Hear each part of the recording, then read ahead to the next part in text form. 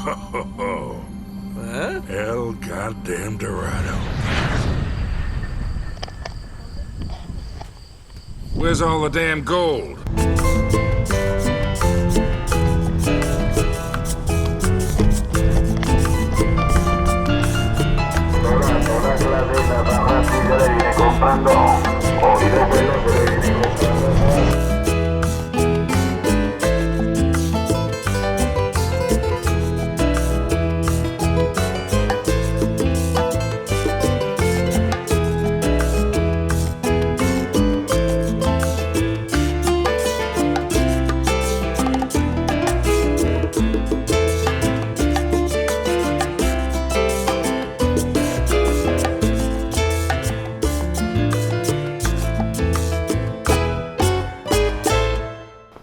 I'm in Colombia, and as you can see, I'm right in the middle of this awkward beard grow transition phase.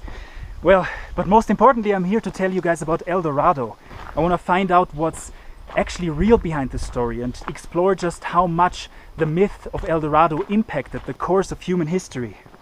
Are you game for that? Well, I am, so let's dive right into one of the most famous mysteries the world has ever known, right here in Colombia.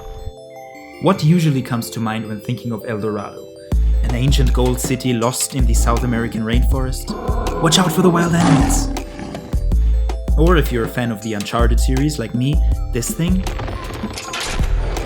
Hello, motherfucker. Whatever your first thought was, it most likely had something to do with a mythical treasure. A treasure that we are about to find out is very real. Now, in my videos, I tend to explain mythical treasures by telling you they are some kind of symbol or metaphor for a virtue or something. Well, not this time. This time we're looking at 100% actual bite-the-coin sacred golden treasure. And you might be surprised to learn that not only is the treasure real, but its location is actually known. And as you're watching this video, it is just resting there at this exact moment. Any ideas? Now, before you add a hard hat and conveniently sized metal detector to your Amazon cart, I'll let you know up front that by looking for the treasure of El Dorado, you will be breaking the law. Break the law, break the law. But I'll get to that in a second. For now, I will tell you where I actually traveled this time around. Laguna de Guatavita is a small mountain lake located in the Colombian Andes, just about 2.5 hours by car outside of the nation's capital, Bogotá. When you see it, you will notice that Lake Guatavita is almost perfectly round. Its maximum depth is a bit more than 120 meters or 400 feet, and as you can imagine, it will be very important to our El Dorado story. What's the story behind this place? Well, up until a few hundred years ago, this was one of the most sacred places for an indigenous people called the Muisca. The Muisca were the first inhabitants and rulers of the local surrounding area, until the 16th century, when the Spanish came and, well, took over. But what the Muisca are most famous for today is a special ritual they had for crowning their new leader. Now the Muisca had a special tradition.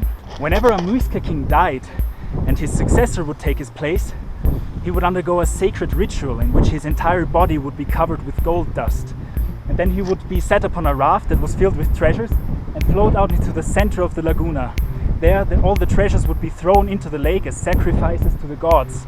And then the king himself would plunge himself into the waters, washing off the gold dust from his body and emerging as the new king.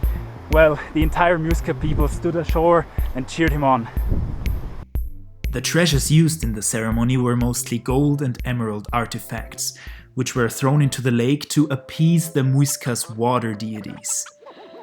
The gold dust cover, on the other hand, was to make the new chief shine like the sun, another major religious symbol for the Muisca. Jumping into the water with golden skin and emerging without it marked the transition from god to human. And so the new leader of the Muisca became the bridge between the divine world and our world.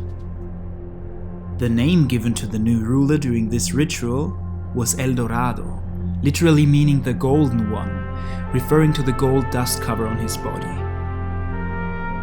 This means that El Dorado was never a place, but a person.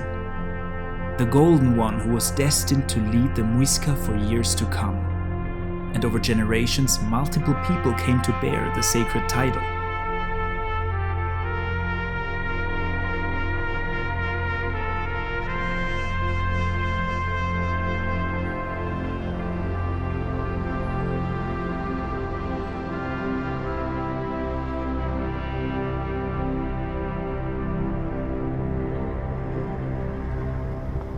And all of this literally happened right back there. Up until a few hundred years ago, the new king of the Muisca would go out into the center of the lake and just bathe in it and emerge as the new king.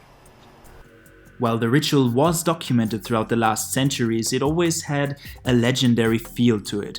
It wasn't certain how much of the story was historically accurate. That is until around 50 years ago when, while working in the fields, 3 farmers in a nearby village found the Muisca raft.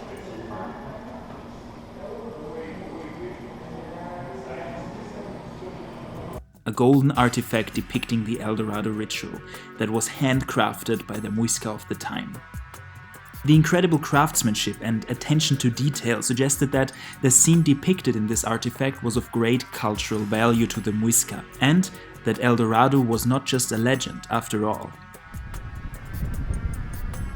The El Dorado ritual took place over generations, with each ceremony making the stash of treasure at the bottom of the lake grow even larger.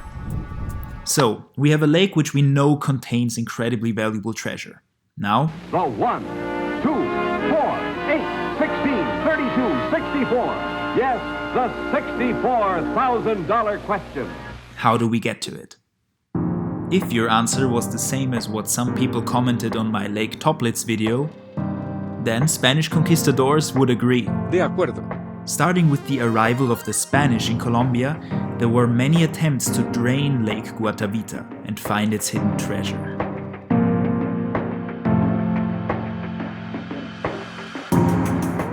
In 1540, Lázaro Fonte and Hernán Pérez de Quesada, whose brother by the way founded the city of Bogotá, took a very basic approach and used pumpkin shells to lower the water of the lake.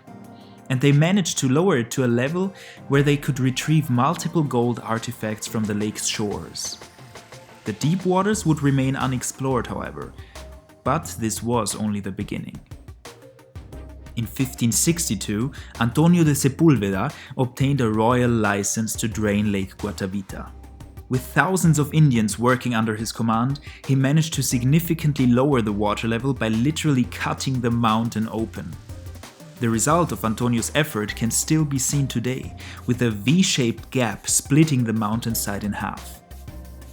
This effort cost many indigenous lives, and in the end, Antonio managed to retrieve golden discs and sacred artifacts from the lake's shallower regions.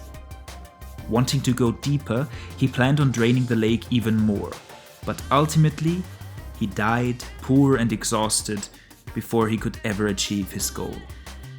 The treasure of El Dorado would not be found today.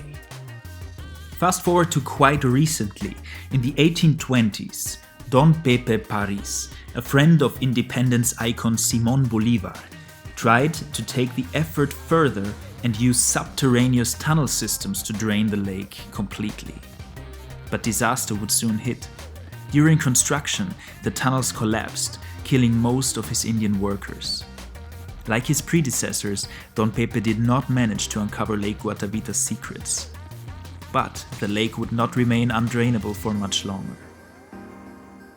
In 1898, just a bit more than 100 years ago, Hartley Knowles, a British entrepreneur, used a more elaborate tunnel system and actually managed to completely drain the lake of water. No one before him had ever achieved this. But the lake was not willing to give up its treasure that day either. With all the water gone, the bottom of the lake was now covered in a thick layer of mud that could not be safely accessed. Hartley Knowles needed a plan fast, so on the next day, his workers would use shovels to remove the mud and finally expose all of Guatavita's riches. The next day came, the sun rose high above the laguna, and under its light and heat, the mud turned hard like cement. It was impossible to access any treasures contained in it after that. Soon after, the mud blocked the elaborately constructed tunnel systems, and Lake Guatavita filled itself up with water once again. In the end, Hartley found objects worth 500 pounds, and the treasure of El Dorado remained in its place. Well, and in 1965, the Colombian government declared Lake Guatavita a National Heritage Site.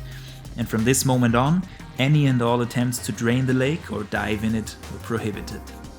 And what's fascinating is that because of these failed attempts and because of the ban that ensued in 1965, it is basically next to guaranteed that there are still golden treasures lying on the ground of Laguna Guatavita.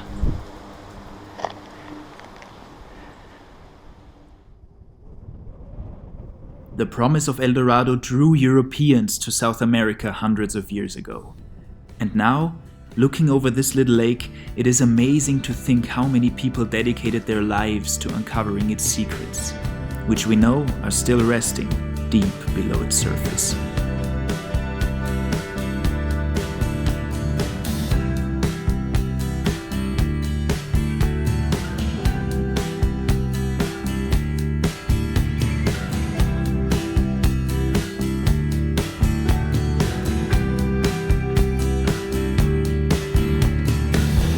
Okay, and this is the legacy of El Dorado! Gracias.